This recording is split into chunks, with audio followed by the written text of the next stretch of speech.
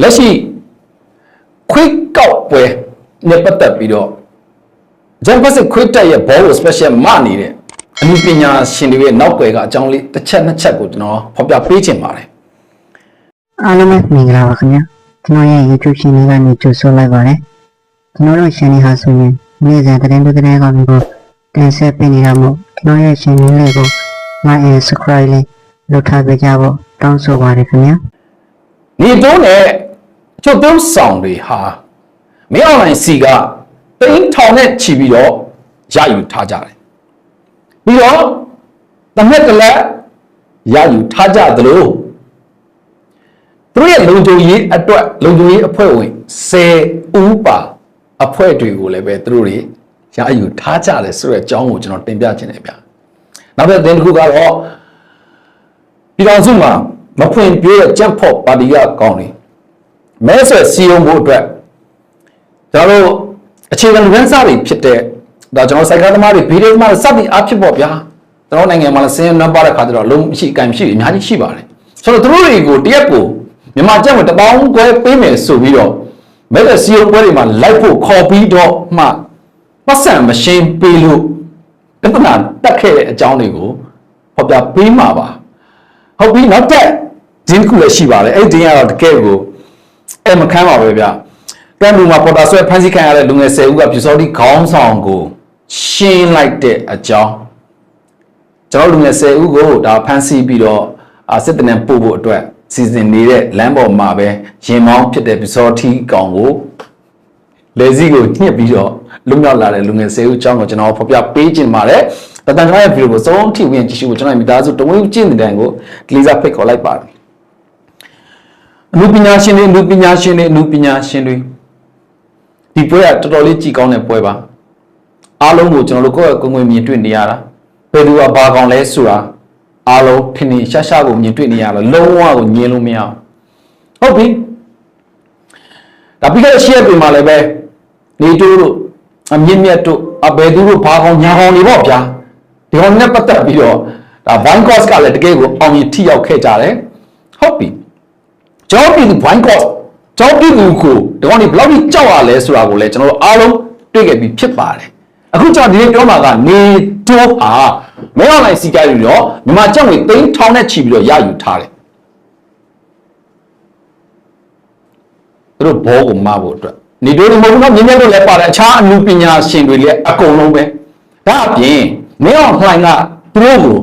ပစ္စတိုတယောက်တစ်လက်ပါပေးထားပေးတယ်ဆိုပါတယ်ပြီးတော့သူတို့ရဲ့အသက်ကိုသူတို့ကာဝယ်ဖို့တဲ့လုံငင်းဖွဲ့ဝင်10ဦးပါအဖွဲ့ကိုလည်းပဲစေလို့ထားပါတယ်ဟာမင်းတို့တော့ငါမကဲဘူးတော့မင်းတို့တက်ကိုမင်းတို့ကတော့မဟုတ်ကဲမင်းတို့သိသွားရဲ့ငါမသိဘူးမင်းတို့ကိုငါပိန်းထောင်နဲ့ချီပြီးတော့လည်းပေးထားပြီးပြီတနက်တက်လည်းပေးထားတယ်လုံငင်းလည်းပေးထားတယ်ဒါမှဒါတော်မှရုပ်ပြယူကြီးဖွဲ့ပြီးကျွန်တော်လူငယ်တွေရှင်းခံရတယ်ဆိုရင်တော့ငါကိစ္စမဟုတ်တော့မင်းတို့ကိစ္စအဲ့တော့မင်းတို့ညက်လို့မင်းတို့ခံရတာမင်းတို့သိ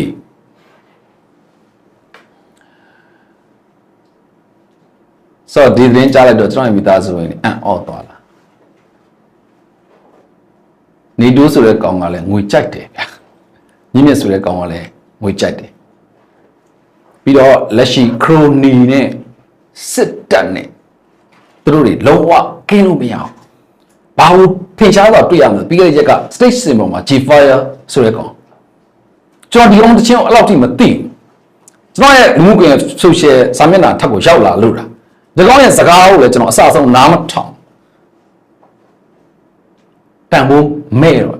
ကျွန်တော်တို့စိတ်ဝင်စားဘူးဒါပေမဲ့ချူသော status တွေတွေ့တဲ့အခါမဲ့ကျွန်တော်သိတယ်လေဒီကောင်တွေဟာကျွန်တော်နိုင်ငံကိုနှစ်ပေါင်းများတော့ဒုက္ခစုံနေတဲ့ခရိုနီတာသမီတွေနဲ့ပြီးတော့စစ်ပုံချုပ်ကြီးတဲ့တာသမီတွေနဲ့သူတို့လုံးဝကင်းလို့မရဘူးလုံးဝကင်းလို့မရလုံးဝကင်းလို့မရတော့သူတို့ဘယ်လမ်းကိုရှောက်မလဲဒီလမ်းပဲရှောက်ပဲဒီနေ့ကျွန်တော်တို့တွေ့ပါတဲ့မျိုးအချို့ရေမြောင်းပုတ်ထဲမှာကြက်ဖို့ပါတီကကောင်းတယ်လူကြီးကောင်းတွေတော့မဟုတ်ပါဘူးအောက်ခြေကကျောင်းဝဲပြည်သူတွေပေါ့ဗျာအချို့အစင်မပြေတဲ့သူတွေနော်အခွင့်အရေးလေးရမလားပြီးတော့ထောက်ပံ့ခြင်းလေးရမလားအစင်ပြေမလားပေါ့ဗျာဒါလေးနေပဲကြက်ဖို့ပါတီလေးရောက်သွားတာအများကြီးရှိတယ်ကျွန်တော်ကောင်းကောင်းသိတယ် ကျွန်တော်တို့ကလည်းအခြားကဘာသာမဟုတ်ဘူးအခြားကြိုကမဟုတ်ဘူးမြန်မာနိုင်ငံတွေကမြို့ပြမှာနေတဲ့လူငယ်တွေဖြစ်တယ်ဒါကြောင့်သူတို့ခင်းတဲ့ဟာတွေနောက်ကလိုက်ပြီးရှောက်တဲ့ဟာတွေဘာကြောင့်ရှောက်လဲသူတို့ကဘယ်လဲအောင်ခင်းသွားလဲကျွန်တော်လည်းကောင်းကောင်းနားလဲတယ်ပေါ်အညိုကိုရင်မြောင်းမှုမြောင်းကြတဲ့မှာမြောင်းဆယ်ကြည့်လိုက်တော့လက်နဲ့နောက်ဆုံးပေါ် international စက်ကြီးတွေနဲ့မြောင်းဆယ်တယ်သူတို့မလို့မရှက်တယ်စေခိုင်းတဲ့ကောင်လေးစဉ်းစားကြည့်ပါဦးမြောင်းဘာကြောင့်ပိတ်တာလဲအမိုက်ရှိလို့ပိတ်တာဘာကြောင့်အမိုက်ရှိတာလဲပလတ်စတစ်ရှိလို့ပေါ့ဘာကြောင့်ပလတ်စတစ်တွေရှိတာအဲ့ထဲမှာလဲခြေလုံးတဝဲလဲတာကျွန်တော်နိုင်ငံကိုပညာမတတ်အောင်ပညာမဲ့အောင်စင်ရဲမွဲတေအောင်ဖန်တီးထားတာအာနာယူအုပ်စုပညာမဲ့ရင်ပညာမတတ်ရင်သူတို့တွေလက်နဲ့အုပ်ချုပ်လို့ရတယ်ဟုတ်လား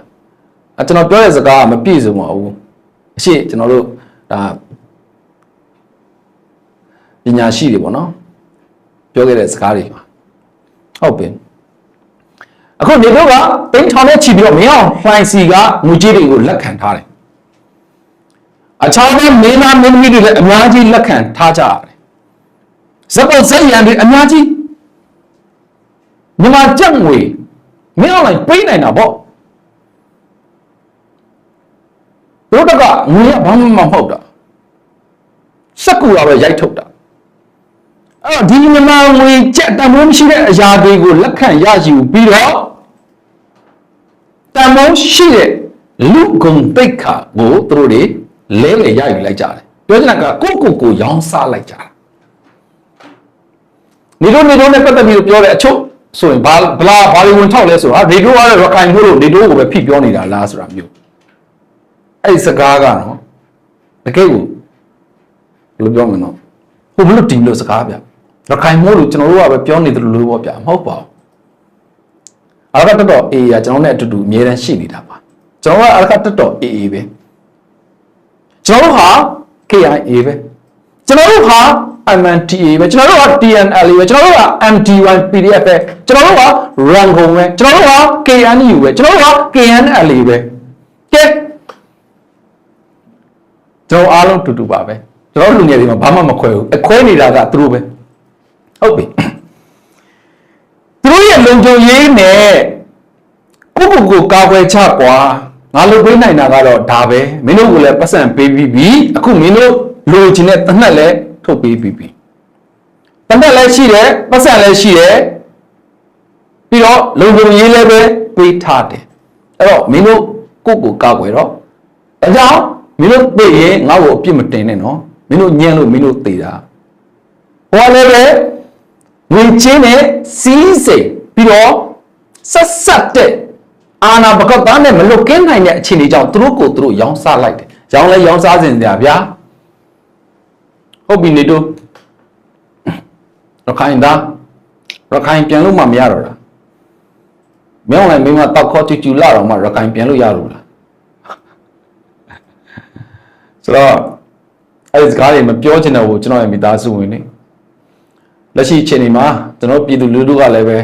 တာဝန်ကြည့်ပြီးကြည်နေစေဖြစ်ပါတယ်ကျွန်တော်တို့ကတော့လင်းရဲ့ရောင်နေနဲ့ပဲခီးဆက်နေတာဖြစ်တယ်ဟုတ်ပြီငွေကြေးသိန်းထောင်နဲ့ချီပြီးတော့လက်ခံထားတယ်တနက်လည်းရှိတယ်ဆိုတော့ကျွန်တော်ပြောတာကအမှုပညာအလုပ်တွေဆက်လို့အောင်မလားဒါမှမဟုတ်ဓမြတိုက်စားမလားတစ်ထပ်ပဲဝင်ပြီးတော့စစ်ဗိုလ်ချုပ်ကြီးပဲလုပ်လိုက်ပါတော့ဗျာဟုတ်ပြီနောက်တစ်ခုကစက်ကရေးပါတီကငွေပေးမယ်ဆိုပြီးတော့မဲဆွယ်စီယုံရေးလိုက်ခဲ့တော်လဲအမှန်တကယ်မရရှိလိုက်လို့အတန်ထွက်လာတာပါတာဂီတာကနေတော့စတင်ထွက်လာတဲ့အတန်ပါအဲ့ဒါကဘာလဲဆိုတော့ရန်ကုန်တာဂီတာမြို့နယ်မှာဝင်ရောက်ရှင်ပြိုင်မဲ့ချမ်ပေါ့ပါတီကိုယ်စားလှယ်လောင်းတွေဟာတဲ့မဲဆွယ်စီယုံရေးလိုက်ပါရင်စံနဲ့ငွေကျပ်1000ပဲပေးမယ်ဆိုပြီးတော့စိုက်ကားသမားတွေဘေးတဲ့သမားတွေကိုပြောဆိုစီယုံခဲ့တာပါနိုင်ငံကိုဖုန်မဲပြကြောင်းလှုပ်ထားတာလေဒီကောင်တွေပဲအပွင့်လုံးကျွန်တော်ပြောတယ်နော်စိုက်ကားသမားဆိုတဲ့သူတွေကျွန်တော်ရဲ့ဗီဒီယိုကိုကြည့်နေရင်ကျွန်တော်တင်ကြပြောဆိုတာမဟုတ်ဘူးစိုက်ကားသမားတွေဖြစ်အောင်စိုက်ကားပဲနင်းလို့ရအောင်ဖန်တီးလာတာအဲ့ဒီကောင်တွေပဲတောင်းလာတွေ့နေရတယ်ဒီ point တိုင်းမှာဟုတ်လားကျွန်တော်မိသားစုနဲ့ရန်ကုန်မှာရှိတဲ့ကျွန်တော်ညီကိုမောင်မတို့ဘယ်ဒီ point မှာဖြစ်တောင်းစားရှိတယ်အဲ့ဒီတောင်းစားတွေရှိနေအောင်လည်းပဲအာနာယူတွေကပဲလှုပ်ထားတာပတ်စံဂျာညာညက်ပြီးတော့ ရှိုးနဲ့မိုးနဲ့လမ်းလျှောက်လို့မရဘူးမလေးမှာဆိုဘယ်လောက်ဒီဆိုလဲဗတိုင်းနဲ့ပါထုတ်ထားတယ်ခိုးဆိုးလူနိုင်တွေအရန်များလုံးတော့ပြည်သူချင်းချင်းပြန်ပြီးတော့သတိပေးနေရတယ်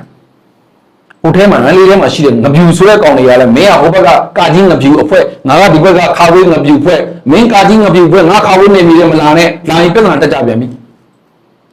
အရှိမဘန်းတွေကိုဝင်ဖောက်တာလဲသူတို့ပဲရွှေဆိုင်တွေကိုဝင်ခိုးတာလဲသူတို့ပဲကိုရဆိုင်ကကိုရဘန်းတွေကပတ်စံကိုပါဝင်နှိုက်တာသူတို့ပဲအဖြေကအကုန်လုံးထွက်နေတာပဲလေဟုတ်ပြီလောက်ဒီစေရမွေးပြီးလောက်စပ်ပြတ်တောင်းဖန်တီးထားတာဘယ်သူလဲဆိုတော့အဓိကတရားခံကိုလည်းကျွန်တော်တို့တွေးခဲ့ပြီးပြီအခုစေရနေပါတယ်စားကြမရှိပါဘူးတောက်ကြမရှိပါဘူးကျွန်တော်တို့ပြည်သူတွေကဝန်ခံပါတယ်ဟုတ်ပါတယ်အဲ့တော့မဲဆွေစီယုံပွဲလေးစံလေးနဲ့တပေါင်းဝဲရမယ်ဆိုတော့လေမလေးပါလေးတက်ပြီးတော့လေလိုက်ချင်လေလိုက်ကြတာဗောဗျာဒါတွေကတော့ရှိပါရက်ကွက်ထဲမှာကျွန်တော်လည်းမြူကြီးသားတွေပါဗျာကျွန်တော်တို့သိတာဗောဗျာတာကေတာဘယ်နေရာလဲဖတ်အကုန်သိတယ်တာကေတာတွေသွားစရာမလိုဘူးကျွန်တော်တော်လေးရုံမှာတာကေတာတွေအများကြီးရှိတယ်တာကေတာတစ်ခုပဲပြတ်လာပါချားမြို့နယ်ဒီမှာအများကြီးရှိပါဒါကြောင့်ကျွန်တော်မိသားစုတွေပူနဲ့ရန်ကုန်ကကျွန်တော်မိသားစုဝင်တွေဖုတ်စောင်းနဲ့ကျွန်တော်ရောက်လာမှာဟုတ်ပြီတာကေတာကဘေးကမောင်းတဲ့သူပြောက်ကအလကားပတ်စံလည်းမရဘူးတဲ့စံလည်းမရဘူးတဲ့တောင်းတော့အုတ်ချုပ်ရေးမှုတွေကိုပေးထားတယ်တဲ့သူတို့ဒီတောင်းတော့လည်းမသိဘူးဒီပတ်စံလေးတော့မပေးနိုင်မယ်နဲ့သူတို့ကမဲဆိုစီးုံမှုကြီးပဲပြောနေကြတယ်တဲ့ကျွန်တော်လည်းဆိုဘေးတွဲမမောင်းရဘူးသူတို့တော့ပဲလိုက်ရတယ်ပတ်စံမရတော့နောက်နေ့မလိုက်တော့ဘူးကိုယ်ပဲဒုက္ခရောက်တာတဲ့ဆိုတော့သူတို့ကတော့ထိနာရတယ်ဗျကျွန်တော်နေစားကျွန်တော်လူသမားတွေပေါ့နော်လူသမားတွေဆိုတာဒီနေ့လုတ်တဲ့ပတ်စံလေးရပါပေါ့နော်အိမ်ပြန်အကျွေးလေးပါလေးရှိတဲ့လူကလည်းအတိုးလေးပါလေးတတ်ထားပါဗျာပြီးတော့ဆန်လေးပါလေးနည်းနည်းဝယ်ပြီးရင်နောင်နေအတွက်ပြင်ဆင်ရပြီးတော့နောင်နေဆက်လုတ်တာနေ့စဉ်နေ့လုတ်သွားကြတာနေမကောင်းဖျားနာတယ်ဆိုရင်နည်းနည်းပါပတ်စံလေးဒါစုဆောင်းထားတာတွေနည်းနည်းပါရှိတယ်ဆိုတော့တစ်မျိုးပဲဗျာဒါကြစုဆောင်းထားတဲ့ပတ်စံလည်းမရှိဘူးဆိုရင်တော့ငွေဘောနော်အတိုးနဲ့ချေမတိုးချေအတိုးပေါ်တိုးဆင်းတယ်ပဲကျွန်တော်တို့ပြည်သူတွေကတကယ်ကိုနလန်မထူနိုင်ကြတာပါအချို့သောမိသားစုဝင်တွေဆိုရင်ကိုတက်တည်သွားတဲ့သူတွေတော့ရှိပါတယ်ကျွန်တော်တစ်ခေါက်ကျွန်တော်ရဲ့မိသားစုတွေကိုကျွန်တော်တရင်လေးတစ်ခုအနေနဲ့ဖော်ပြခဲ့တာပေါ့နော်ဖွားကိုတယောက်အသက်60ကျော်ထင်တယ်ဗျကျွန်တော်ပြောခဲ့တော့အသက်60ကျော်ဖွားကိုတယောက်ဆိုရင်မြန်မာငွေကျပ်10သိန်းသူအကျွေးမပေးနိုင်တော့လို့သူ့ကိုယ်သူတက်တည်သွားတာဆိုတော့အဲ့ဒီမြန်မာငွေကျပ်10သိန်းကလည်းဘယ်လိုဖြစ်သွားတာလဲဆိုတော့တဲ့သူစားစရာမရှိလို့နည်းနည်းယူရင်းနဲ့အတိုးအရင်ပေါ်အတိုးထက်အတိုးနဲ့အရင်နဲ့ပေါင်းနဲ့10သိန်းလောက်ဖြစ်သွားတာလေဟာကျွန်တော်တော်စိတ်မကောင်းဘူးဗျာဘာဖြစ်လို့လဲဆိုတော